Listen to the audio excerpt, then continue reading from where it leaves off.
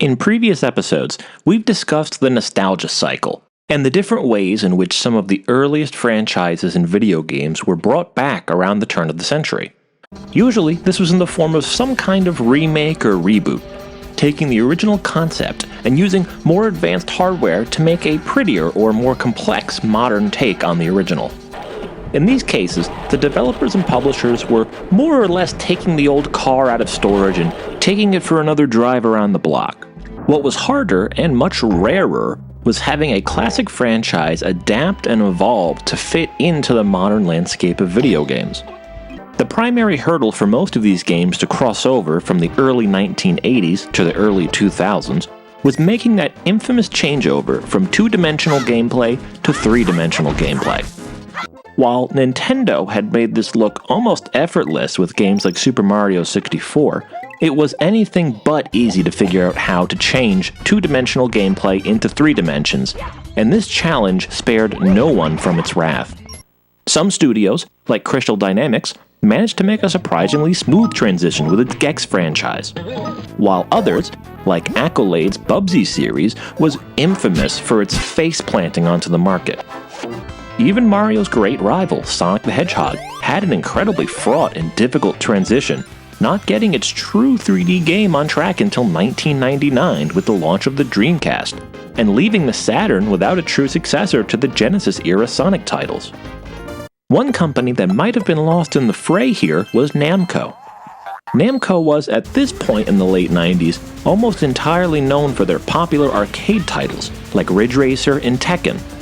But its founding strength back in the late 1970s and early 1980s had been built on an entirely different kind of arcade game. One of the most famous characters aside from Sonic and Mario, and one of the first video game mascots before those two ever showed up on the scene. Pac-Man. In the early 1980s, Pac-Man was an absolute cultural phenomenon, and was perhaps, alongside Space Invaders, the tip of the spear for bringing video games into the wider pop culture. Pac-Man not only presented a really good, snappy, addictive style of gameplay that was easy for casual and hardcore players to pick up and get into, but it also presented an identifiable, marketable, recognizable character, something games hadn't been able to do yet, since graphics had barely advanced beyond rendering the player as a dot. Before Mario or Sonic came along and defined what a gaming mascot was and how prolific its influence could be, Pac-Man had its own Saturday morning cartoon series, its own hit single song, its own universe of characters and sequels with Miss Pac-Man and Junior Pac-Man. It may not be remembered as well by those who weren't there at the beginning of the industry, but Pac-Man was one of the most formative characters and series that taught people what a video game was. But the original Pac-Man games were a symbol and a product of their times. Pac-Man and its early sequels were one of the most quintessential single-screen games, as the gameplay literally revolved around clearing that one screen and then getting on to the next board. As technology advanced further, games opened up more and more. Super Mario Bros. Started scrolling that screen and introduced more advanced cartoonish characters. The Legend of Zelda or Phantasy Star offered players continuing adventures across vast worlds with consistent characters that they can upgrade and grow over time. So while no popular system like the Atari 2600 or NES was complete without its own version of Pac-Man for folks to pick up and play from time to time, Pac-Man wasn't keeping up with the changing trends in gaming. There was the attempt to adapt Pac-Man into a platformer-style adventure with Pac-Land, but this didn't exactly hit the smoothness of the gameplay arc like Super Mario Bros. Could, and was quickly relegated to forgotten, dead-end status. As mentioned earlier, 3D graphics had now come onto the field, and now doubled the complexity of bringing a character into the mainstream of where gaming was going in the 21st century. This challenge ran headlong into the fact that Namco was quite keenly aware that the nostalgia cycle was a powerful selling point for its own properties. Namco themselves had done more than possibly any other company in the industry to resurrect and resell its hits from the late 70s and early 80s with its Namco Museum series. But these were just compilations of very well emulated arcade games, wrapped up in an excellent bit of presentation with explorable 3D museums. an actual new Pac-Man game was still percolating. In fact, at E3 1997, a demonstration was shown of a fully 3D Pac-Man adventure that was known as Pac-Man Ghost Zone. But, true to many of the early attempts at translating games into 3 dimensions, this appeared to be a bit clumsy and a bit janky, just looking at it from gameplay footage at least.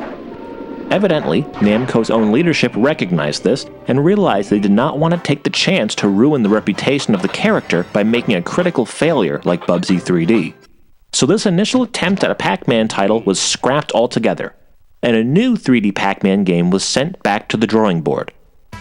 Strangely, Pac-Man's journey was a bit similar to that of Sonic, which both had abortive efforts to make 3D games in the early 32-bit era that were cancelled, while fans and players had to be held over with some admittedly high-quality compilations of their greatest hits, laced with teases of what the future could bring.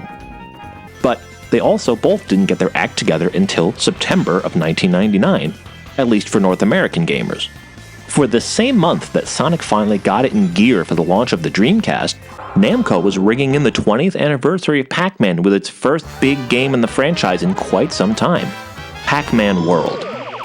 After scrapping the fully 3D game, it appeared that Namco had decided to go the more conservative and cautious route of making a very two-dimensional style game, albeit with nice 3D graphics. Much of Pac-Man World proceeds along two-dimensional horizontal or vertical playfields, much like Crash Bandicoot would, seeding the field for fully explorable 3D worlds to the likes of Mario, Banjo, or Spyro. There was a semblance of 3D space on these two-dimensional tracks, again, like Crash Bandicoot, but it was mostly illusory 3D that didn't change the gameplay too dramatically.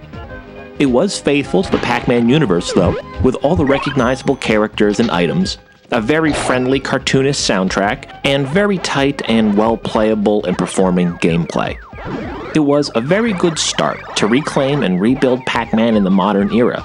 But since it was keeping a foot in the future and a foot in the past, it didn't quite land with the impact that more daring efforts to move into 3D, like Sonic had taken. So Pac-Man World, while a consistent seller, was more of a sleeper hit, overlooked in the last waning year of the PlayStation. As with many things in that last year, as 1999 became 2000, the attention was being drawn away from last-generation games towards next-generation games, as the Dreamcast and PS2 made themselves known. So with a good start under its belt, Namco got right back to work on a second Pac-Man game. This game would make its debut at E3 2001 for the PS2. It was also taking a further step in opening up into a more wide-open 3D game. It still was a get-to-the-end-of-the-level type of game rather than a sandbox explorathon, but it was looking like a serious contender as a next-generation platformer. By the fall of 2001, Namco would also announce that it would be one of their first games for the GameCube, as they made amends with Nintendo and started bringing their games to all 3 consoles. We covered a bit of Namco's history with Nintendo in our episode on Smashing Drive, which would be Namco's first GameCube game, and that would be sort of a toe in the water. Pac-Man World 2 would be Namco fully jumping into the pool and rejoining the Nintendo fold. So let's see how that went for the game. As any game of this vintage is seemingly required to feature, we have a CG intro movie, which honestly looks about the same in rendering quality as the 1999 PlayStation game, just with perhaps a better bitrate and video quality and compression. Except here, we really have a much simpler, lazier, Saturday morning cartoon-style story at play. In the first game, there was a fun tie-in with the Pac-Man anniversary, with many of the Pac-Man characters and the introduction of a mechanized anti-Pac-Man character. Here, though, we're just given some golden MacGuffins and a big bad guy literally named Spooky. But this is a 3D platformer, so real plotline isn't expected here. After all, some of the most popular and best ones from the past were just based on needing to rescue someone important to you. The intro screen is a nicely animated, cutesy piece with Pac-Man's smiling face hanging out waiting for you to start the game. There's nothing really to do in the settings. You can just turn Rumble on or off, or turn the volume up or down. Starting off a new game, you're greeted by Professor Pac, who gives you a quick, static screen rundown of the backstory, and then a quick tutorial on the basic items in the game. The classic pack dots appear as the main collectible item. There's health pickups, extra lives, collectible fruit based on those from the original game, and Namco arcade tokens, with which you can collect and unlock playable arcade games in the little Pac-Man arcade in the home village. And that home village makes for one of the nicer opening introductory stages in a 3D platformer, letting you run free, experimenting with the controls, exploring the nooks and crannies, and collecting all the collectibles before you set out on the first real levels. This intro level, and the first regular levels, both demonstrate how this game was far more open, explorable 3D than the PlayStation original. With some linear paths marked by open 3D sandbox spaces. The original control elements from the first game did carry over though. The butt bounce is still the primary attack. The charge and run move lets you build up and release a quick shot to vault yourself over large gaps. And that's actually almost it for controls.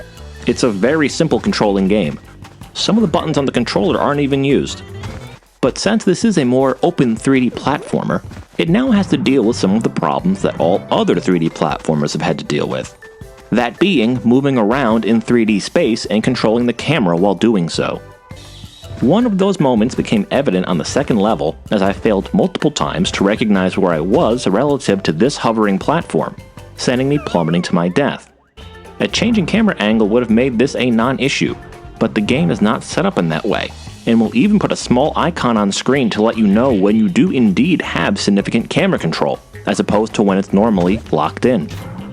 This is also when you'll learn of another old-fashioned gameplay tactic at play here. If you die, you get sent back to your last checkpoint, or absent one to the beginning of the level, and you have to recollect every pack dot, fruit, and token you collected along the way. This was of course standard issue at the time, but was nonetheless a little jarring the first time it happened after I obsessively collected everything, only to fall into a pit or off a cliff and have to do it all again before taking my next try at that same place where I had died. Still, these experiences are the exception to the rule, but they are noticeable.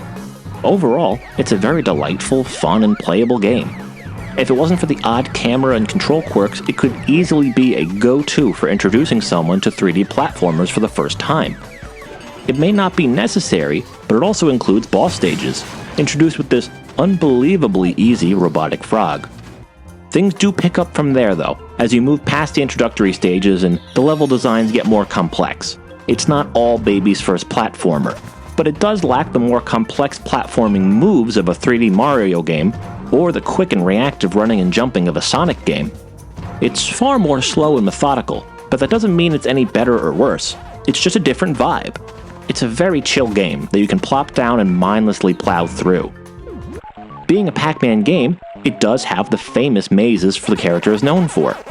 They're hidden away more often as secret stages, but sometimes are presented in the stages themselves, as is cleverly done with the above-the-trees tightropes, forcing you to stay on the track rather than just go around it like in the 3D space on the first level. Without going through every level, I'll just say it's a good little 3D platformer. And that's a lot more that can be said for many other characters that tried their hand at moving into the third dimension. Now this seems like a game that will be very well suited for the GameCube and its audience. It's cartoonish and family-friendly, it's a 3D platformer, which Sonic proved Nintendo gamers were eager to eat up as they waited for Mario to arrive. It's got a recognizable name-brand video game character that outdates even Nintendo's own venerable stable. Something almost no other franchise had. Yet, when we stack up the sales of this game across all three platforms, we're met with yet again another multi-platform sales disappointment. The PlayStation 2 racked up 1.51 million units sold. The Xbox, which got the game 7 months later, managed to sell 490,000 copies, while the GameCube still pulls up the rear with 370,000 copies. This isn't exactly great for a Nintendo looking to prove to third parties like Namco that they were making a good bet on supporting the GameCube and treating the system on equal with its two competitors. Maybe Nintendo will have something up its sleeve to try and lift this relationship. We'll just have to see what the future holds.